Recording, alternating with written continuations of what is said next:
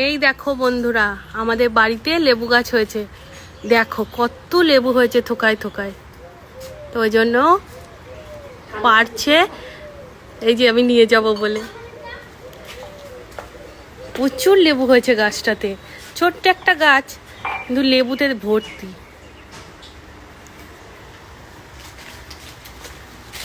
ওই দাও আমার হাতে, দেখো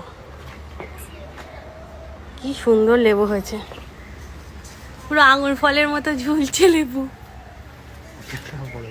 হ্যাঁ অনেক বড় হচ্ছে, ওটা পারো। দেখ, এই দেখো এক থোকায় কতগুলো লেবু, কি ভালো লাগছে দেখতে। তো নিয়ে যাব বলে ওই যে পাড়া হয়ে গেছে।